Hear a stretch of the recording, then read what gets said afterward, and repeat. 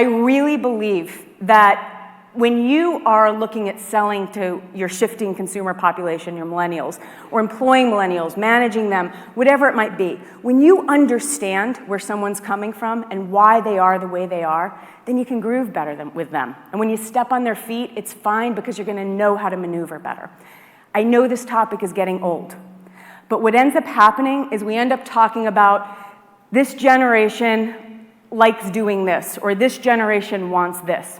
What I want to talk to you about for the next couple of minutes is why this generation's doing this, the psychology behind this generation. Digital natives, again, just the age, the time when this technology boom happened, this age group, you have people that technology really was a second language. It's just easy. It's part of how you communicate.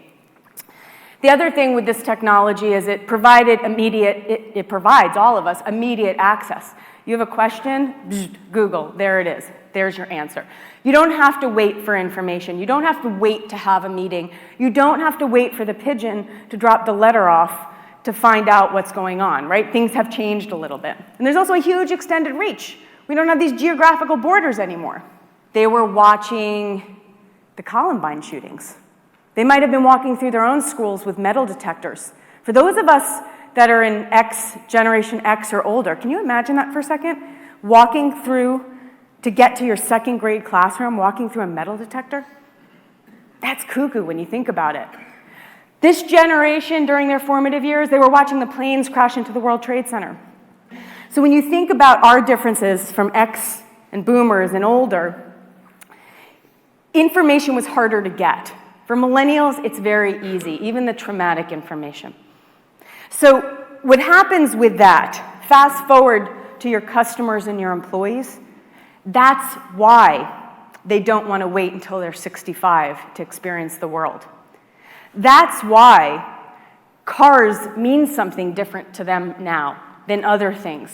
That's why, and I hate the concept work-life balance, because when did work and life fall on this opposite end of the spectrum where it has to be balanced?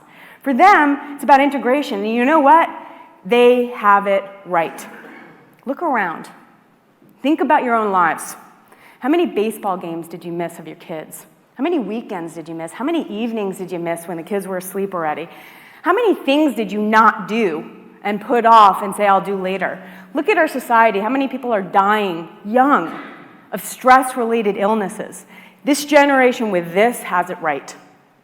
Because we can be way, way, way more productive in less time than we actually thought.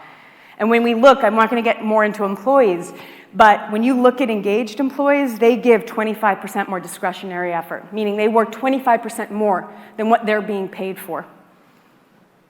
So it doesn't necessarily matter the time standing in the job, because really engaged people will do their job around the clock, just in different ways.